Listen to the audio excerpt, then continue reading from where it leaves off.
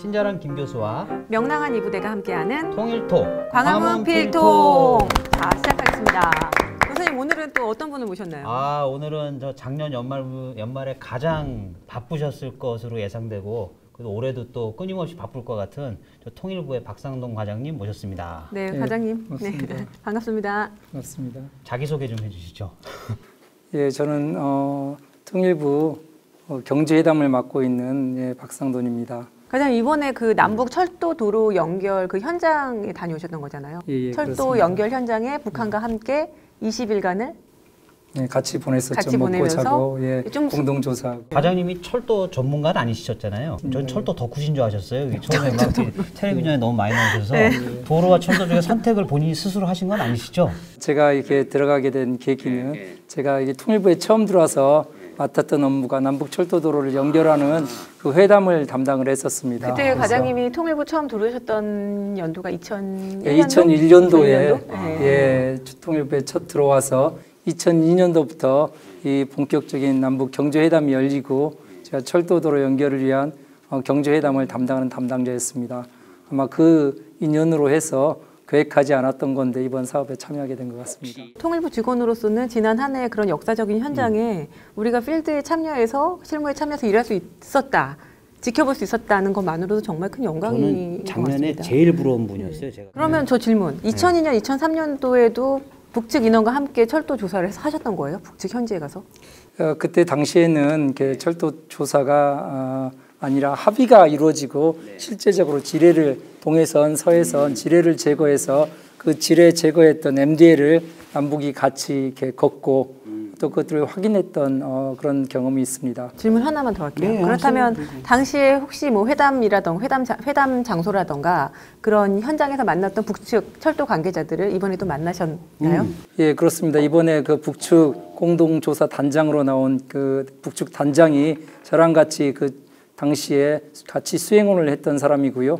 또 그 북측 민경영 국장으로 나와 있던 간부도 그때 당시 저랑 같이 수행원을 해서 안면이 있는 같이 일했던 사람들이었습니다. 잠깐만, 그러면 세월이 벌써 한 16년, 17년 이렇게 지난 거잖아요. 그렇죠. 예. 그 16년, 17년 전에 만났던 북측 관계자를 또 만나서 같이 남북 철도 그 현장을 조사를 하셨던 거네요. 그래서 사실 굉장히 이게 동해선 같은 경우에는 분단 이후 처음 이렇게 진행했던 공동조사이기 때문에 막중한 책임감도 있었지만 또 한편으로는 친구들을 보러 간다는 그런 기대감도 뭐 있었습니다. 교육을 현장에서 하다 보니까 많이 나오는 질문 중에 하나가 지금 남북당국이 하고 있는 이 사업의 정확한 명칭과 의의 이런 게 뭔지에 대해서 잘 이해가 안 된다 아직은. 공식적인 명칭은 남북 간에 합의된 대로 남북 간 철도 연결 및 현대화를 위한 현지 공동조사입니다. 이미 남북 간에는 경의선과 동해선 철도도로가 연결되어서 2007년부터 2008년까지 1년 동안 화물 열차가 문산에서 봉동간에 그 운영된 그 경험이 있습니다. 그것이 지난 이제 약 10년간 단절되어 있었기 때문에 이번에 북측 철도도 현대화를 해서 이것들을 남에서 북까지 또 신의주나 두만강에서 중국이나 러시아 나아가서 유럽 대륙까지 연결하자는 그런 의미를 담고 있습니다. 당초 뭐 이 남북 철도도로 연결을 시작할 때부터 남북 간의 연결을 넘어서 대륙을 향했기 때문에 이제 그 목표를 이제 현실화시키기 위한 그런 과정이라고 볼 수 있죠. 그럼 그 일을 이번에 이제 본격적으로 이제 조사부터 시작하셨는데 이제 그 긴 기간 동안 함께 하시면서 좀 인상 깊었던 에피소드나 일화 같은 거 있으면 저희한테만 살짝 얘기해 주시죠. 우리 측 조사단은 이제 궤도 노반, 그다음에 터널 역사, 또 교량, 또 운영 시스템, 신호통신 전력 운영 시스템 전문가들로 28명이 구성됐습니다. 북측도 뭐 이렇게 대응을 해서 약 비슷한 숫자에 주로 이제 철도성 중심 또 남북 관계를 담당하는 부서에 그 사람들이 나와서 약 대략 뭐 50여 명의 인원들이 함께 이렇게 이동을 했습니다. 먹는 건 어떻게 하셨어요? 자는 거? 씻는 거. 그렇죠. 예, 이제 저희들이 총 그 11량의 기차로서 함께 이동을 했습니다. 그래서 우리 측 기차에 또 북측은 북측 기차에서 각자 잠을 잤고 다만 이제 식당은 북측 그 식당차에서 서로 번갈아 가면서 교대로 식사를 하고 충분히 이렇게 서로 이해하고 또 이야기를 나눌 수 있는 시간들이 있었습니다. 근데 그 교수님 친구하고 여행을 다니다 보면은 예. 하루 이틀은 괜찮지만 한 그렇죠. 20일 정도 다니면은 뭐 싸우기도 하잖아요. 바닥이 드러나죠. 그러니까요. 이제 서로 되게. 미천을 예, 보이게 예, 마련인데 예. 북측 관계자하고 싸우지 않으셨어요? 솔직히 말씀하셔도 돼요. 남이나 북이나 이 사업의 중요성에 대해서 잘 이해하고 있는 상황이었습니다. 그래서 무엇보다도 우리 조사단원들의 안전에 이렇게 중심을 뒀고요.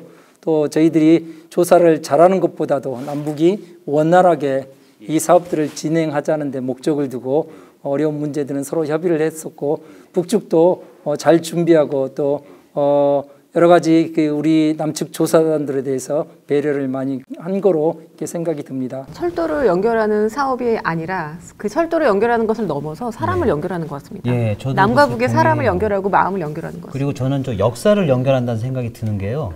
그 두만강 쪽이든 어떤 신의 쪽 압록강 쪽이든 그 철교가 일제시대 때 놓인 거잖아요. 완성되고. 그렇습니다. 예. 그러니까 그 길은 사실 우리가 이 실양, 그 우리 나라를 떠나서 만주로 연해주로 떠날 수밖에 없었던 길이고 또 일제가 수탈을 위해서 그런 성격을 갖던 길인데 새로운 좀 평화롭고 함께 번영하는 미래, 동아시아 미래를 여는 길로 바꾸는 과정에 저희가 있다는 생각을 가끔 하거든요.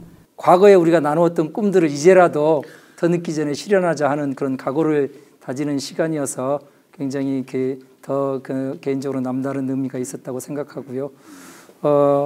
그리고 이 철도가 단순히 어떤 경제적 인프라라는 걸 넘어서 북한 연결되어서 북한 마을마다 우리 남측 사람들이 이렇게 방문하고 또 북측 사람들이 그 철도를 통해서 우리 남측을 이렇게 오고 가게 된다 그러면 지금 남북 간에 걸려진 많은 어려운 문제들도 좀 더 훨씬 더 쉽게 이렇게 해결해 나갈 수 있겠다.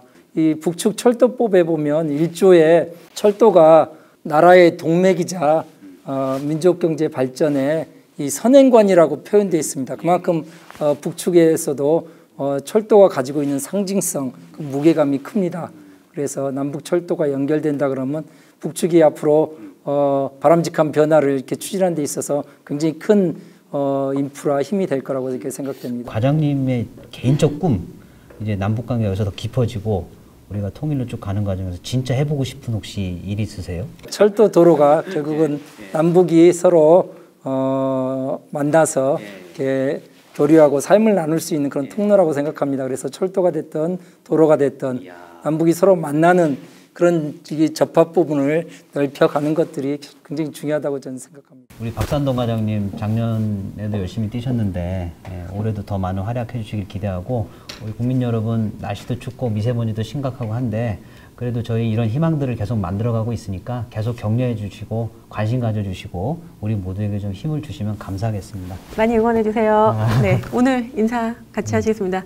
광화문 필통 이것으로 마치겠습니다. 고맙습니다. 감사합니다. 감사합니다. 네.